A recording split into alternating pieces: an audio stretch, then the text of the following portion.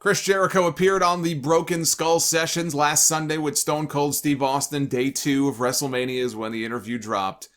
Probably the second most anticipated Broken Skull Sessions they've ever done. Second most for me. After the Undertaker sit-down, that was number 1, both of them. But here you had an AEW star being interviewed on the WWE Network. So it wasn't so much that it was Chris Jericho. If it was Chris Jericho, the WWE guy, it wouldn't have been that big of a deal. But the fact that they would allow an AEW top talent to come on their network and talk about it, talk about the company put over AEW. They were showing still images on the screen of Chris Jericho as the Painmaker in Japan, Chris Jericho holding the AEW championship belt. I mean, this is stuff that would have been just inconceivable to think of, even just a few weeks ago. So the fact that this even happened is pretty shocking in and of itself. But they talked about, how the whole thing came together. They spent the first, I'd say, 15 minutes of the interview openly talking about how this came together and talking about All Elite Wrestling. So anybody who thought they were going to shy away from it, in the press release that they put out, Steve Austin made it very clear that nothing was off limits and they were going to talk about everything, and they did. And that's the thing about Austin that I appreciate. He doesn't toe the company line. They kind of leave him alone and let him do his own thing. He doesn't bullshit you. That's what makes these shows and his interviews so good. But they explained how the whole thing came together, which I already talked about last week. They had to clear it with Vince McMahon and Tony Khan. They both approved it. Vince McMahon gave it the thumbs up and said, "I think it would be great, pal." And so that's how the whole thing. And now, of course, now I'm sure he's having second thoughts about doing that, but at the time, he thought it would be a great idea. And for the fans, it was, because I thought this was an excellent interview. Jericho's a great storyteller. He tells some great funny stories, and it was just 2 hours plus that just breezed by. And you felt like you could sit there for another 2 hours and just listen to these two sharing stories and, war stories and shooting the shit. But Jericho talked, and I'm not going to go through everything they talked about. I'll give you the top line stuff here. But Jericho talked about, the origins of AEW.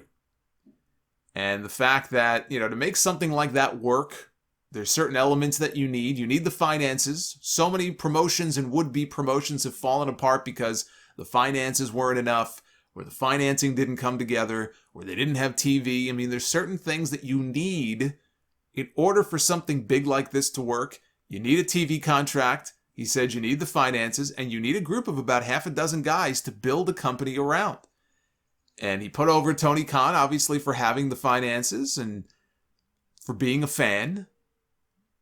But he mentioned that around that same time, you had Cody Rhodes and Kenny Omega and the Young Bucks, all of whom he named. Their contracts were either expiring with their promotion or they were free agents. It all kind of came together at just the right moment. Jericho, was part of that group. Hangman Page. It all just came together at the right time. And what was huge was getting that contract with TNT because, at first they thought maybe it would be Showtime or HBO or Netflix. But really nothing can replicate a strong broadcast network, cable network. You're always going to get more eyeballs. Even as people flee cable and they go cut the cord and go to some of these streaming services. Look, things might be different in 10 or 15 years. But right now, you're still potentially going to get a bigger audience, with a well-promoted show on a cable channel like a USA or a TNT, or a broadcast channel like NBC, ABC, CBS, Fox, just because it's more easily accessible to a lot of people. And plus, you get the TV rights fees, right? So look at the money that AEW is getting on that contract. It's somewhere in the range of almost $45 million a year.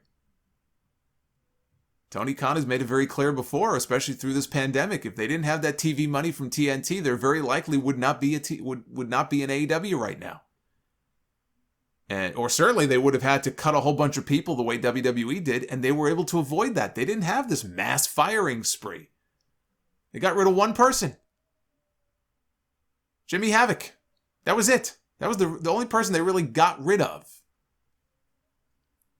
Jericho talked about his New Japan match with Kenny Omega at Wrestle Kingdom and how Don Callis was the one who really brought them both together, two Winnipeg boys. And Jericho's been friends with Callis, as Omega has been for many, many years.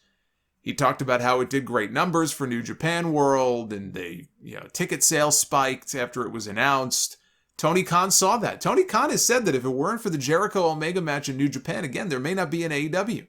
That was really the catalyst for getting things going with this new promotion.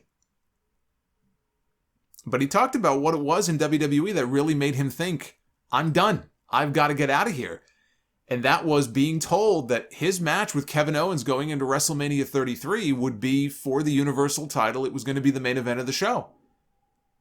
And then, of course, Owens lost the Universal title a month before to Bill Goldberg, and Jericho said, well, that's fine.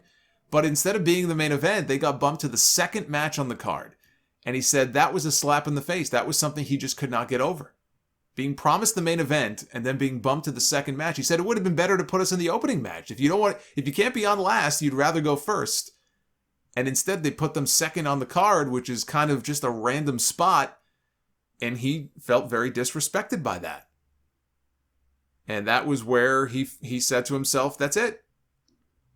I'm done. He goes, I'm better than this. I'm better. If I stay here, then that's what I'm going to be going forward. I'm going to be a second match on the card guy, and I don't want to be a second match on the card guy. I feel like I can still be a main event guy. I still feel like I have enough value that I can be doing more than just being a second match guy. All the stories that he told are a lot of stories that we already knew about his debut and,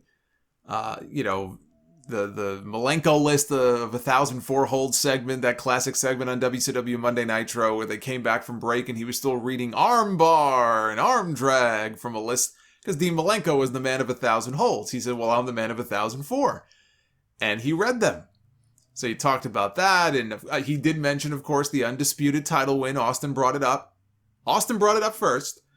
They talked about Vengeance in 2001 and the Festival of Friendship segment with Kevin Owens, which Vince McMahon had agreed to, all their big plans for it, and then Vince McMahon that week in Vegas, for whatever reason, was not there. He was not at the show.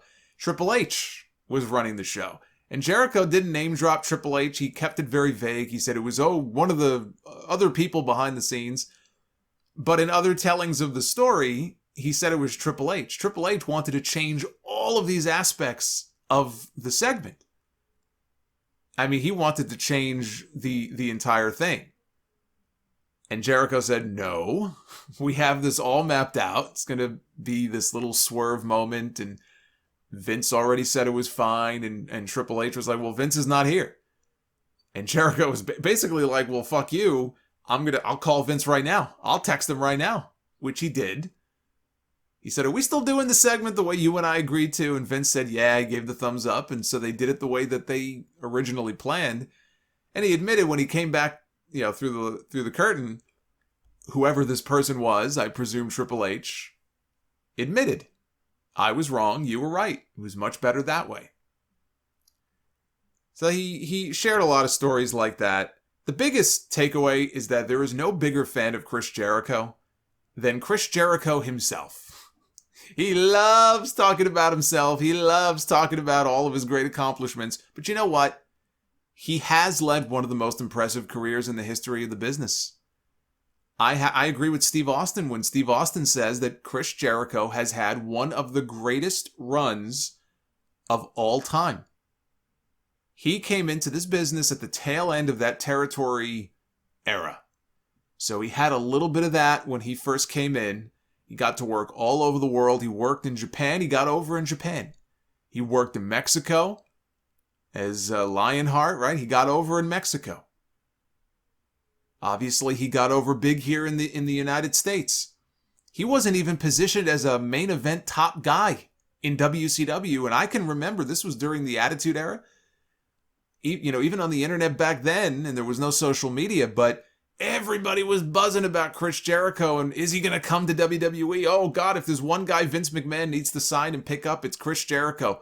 I can remember Vince McMahon was giving some kind of talk at Oxford over in the UK.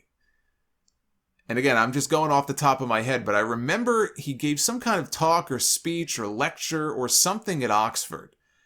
And I think they opened it up to questions, and obviously there were some wrestling fans there, and even there he was being asked, is Chris Jericho coming to WWE? And one of the newsletters, they reported on it, and Vince said, well, yeah, you never know, or maybe he said, we're working on it or something. I don't know what he said. But that's how big of a deal it was, and Jericho was positioned as like a middle-of-the-card guy. He was a cruiserweight guy for the most part in WCW.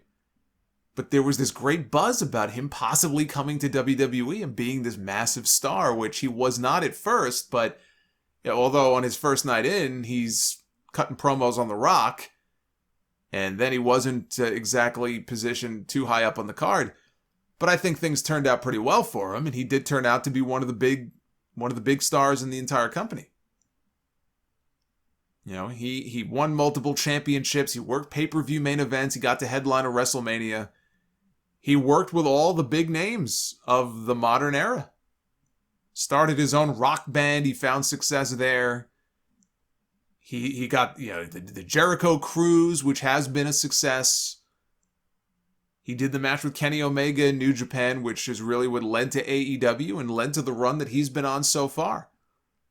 All the times he's reinvented himself. I mean, this man got the word "it" over. He got a scarf over. The click of a pen. A clipboard. He still has one of the top 2 debuts in the history of WWE. I put Kane number 1, Jericho number 2, probably Taz number 3 maybe, but Kane and Jericho to me are still the 2 best debuts for a star in WWE history. I mean, up and down the list, you gotta say, even if you don't like him, it is a really impressive run that he has been on. It is very impressive that he's been able to accomplish all of these different things. He says he gets very bored. He doesn't want to just be doing the same thing, so he's always trying to just branch into something new.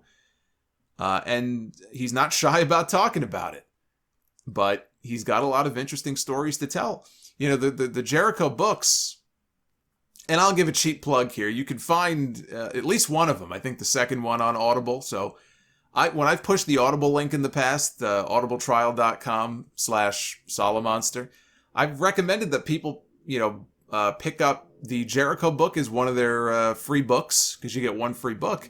But I've read Jericho's books, maybe not the last one, but the first 2 or 3 that he did, and they were some of the better wrestling books that you'll read. If I made a list of what I think the top wrestling books are that I've read, his books would be near the top of that list. So he has a way of telling stories. I thought this interview was very enjoyable. It was not an interview that I was ever expecting to see. And it's an interview that I don't think we will probably ever see again. I think this is the last time you're going to see something like this on the network. But if you're wondering if it's worth it to go back and check it out, then I would absolutely recommend it. The 2 hours just flew by. And this week's winner for Sad Tweet was a no-brainer. I mean, I created this for tweets like this. It goes to the big guy, Ryback. On Thursday, Ryback posted a poll on his page asking the following question. What promotion would you like to see me return to in 2021? Hashtag hungry, hashtag feed me more, hashtag Ryback. And the 4 options given were AEW, NXT, which is laughable, Impact, or retire. I'll give you one guess how this turned out.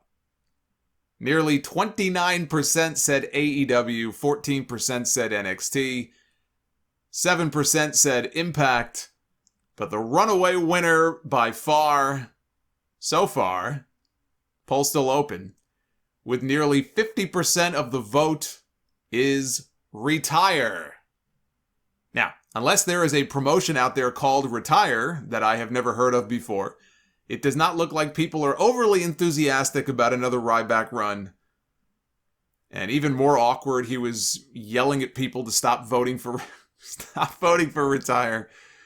He didn't take very kindly to the people who were voting for that as an option, which begs the question, if you didn't want people voting for it, then why the fuck would you include it as an option in the first place? He had to know that he was only inviting trouble by doing that. So, Ryback, your sad tweet winner for this week.